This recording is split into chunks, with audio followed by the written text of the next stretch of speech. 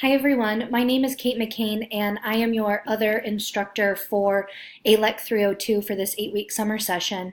And this is my introductory video. It's the same assignment that you have due this week by Friday.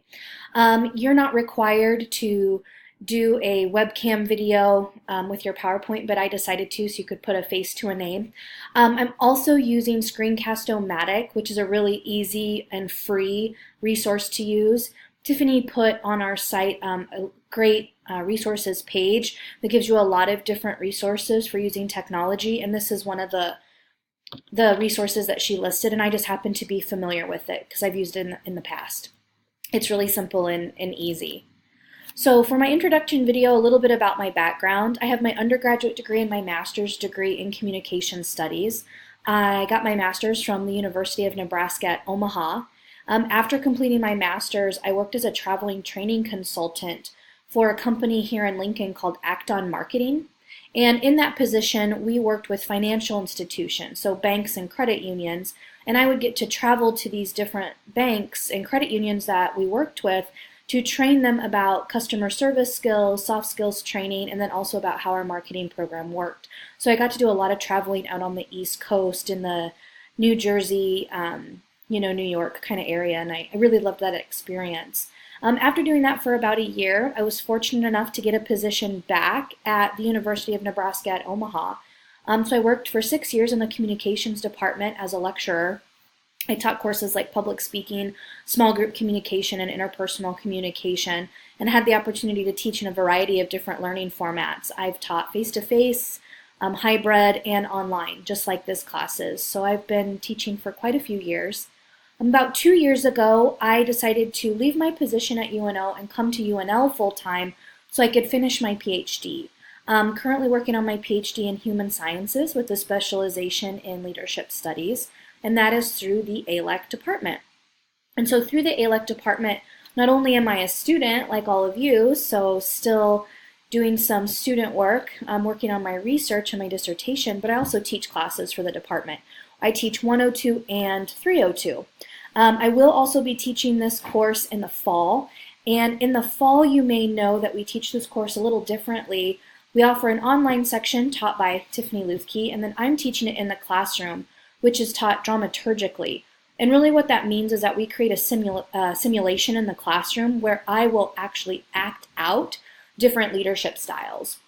So when we do the unit on power and influence, I'm authoritarian in the classroom and will carry out an authoritarian teaching style. When we do the unit on servant leadership, I'm more laissez-faire. It's very participatory as a class, so it's very hands-off, which can be very frustrating to students who want a little bit more guidance and direction. And then the last unit on the full range leadership model is more of team teaching, so more transformational leadership, which is probably what I'm the most comfortable with. So it will be a lot of fun in the fall. It'll be the first time that I've taught it dramaturgically or in that simulation format. So I'm kind of excited to see how that will all play out moving forward. So some interesting things from this week's reading, which is one of the things you're asked to cover. I had a hard time choosing. I started readings with the Avolio book, so just decided to pull from there and found a lot of things really interesting from this week. Right out of the gate reading, chapter 1 really kind of struck me because it aligns with my research. And Avolio talks about this idea of multiple selves. We can have our leadership self, a parent self, you can have a friend self. So all of these are our different identities. And this really relates to a theory called social identity theory and how different social groups which we're a part of help create and stem our identity. And Avolio talks about how when we understand these different selves, we can really reflect on them and grow on them, like our leadership self. And this directly leads into my area of research.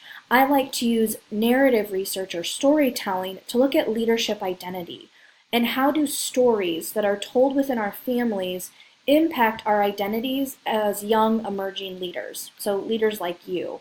And so this really connected with page 5 when Avolio was talking about validation from others, this idea that other people recognize something within us that really helps us then start to grow in that area. And so it started to have me think about who have been people in my life who have validated things in me that I've been able, that maybe I didn't see originally, and then now I start to focus in on them. And so this was really interesting to me because it really related all to my research area. I also really liked chapter 4, the story about the teacher Stacy.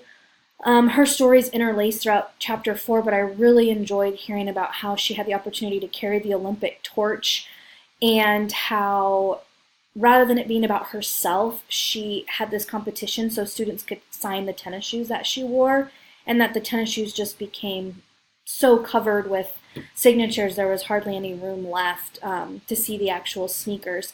And so it made me reflect and think, how can I be a professor like Stacy where I can reach the 4 eyes of transformational leadership? So these were some of the reflective things that came out of the readings for me this week. Some of the organizations that I'm involved in, professional organizations, ALE, the Association of Leadership Educators. Again, it's a conference that I go to. Leadership educators and trainers from all over get together and talk about best practices, interesting pedagogy, so you can go and listen to presentations and learn about different techniques on teaching leadership. I'm also a member of the International Leadership Association. It's another academic organization that I am a part of and present work at. And then I'm also a member of student government here at UNL. I am the representative in the ALEC department for our graduate students. And that's been a really rewarding experience for me to see how a university functions and then be the voice for the graduate students in my department. So I'm interested in seeing what organizations you're all a part of and how those different organizations play into your leadership roles. Some fun facts about me. My husband and I live in an older home near the Sunken Gardens. That is a picture of my husband installing lights.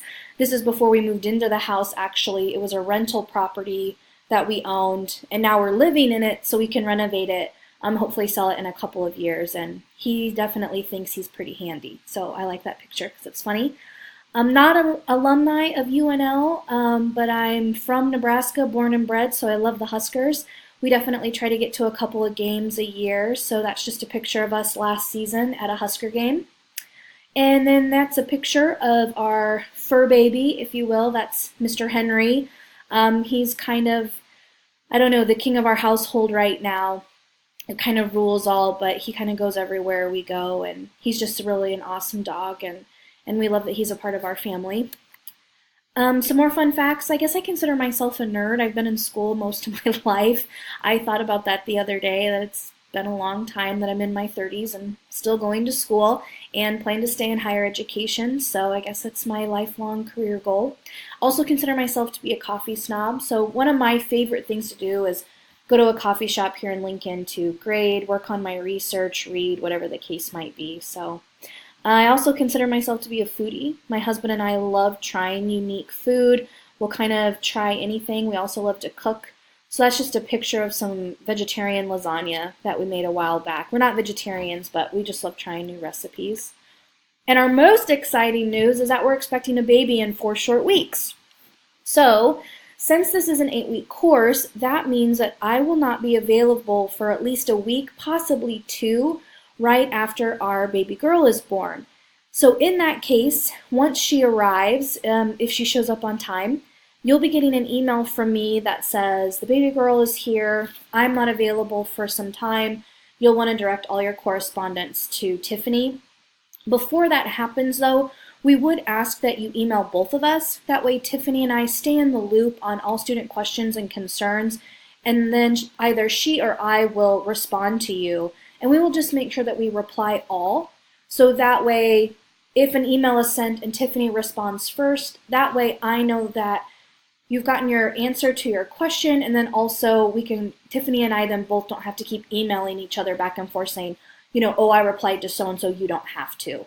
So for the time being, make sure you email both of us, and then one of us will respond, and we'll just reply all to everybody on those emails. So we make sure that we keep our communication nice and clear.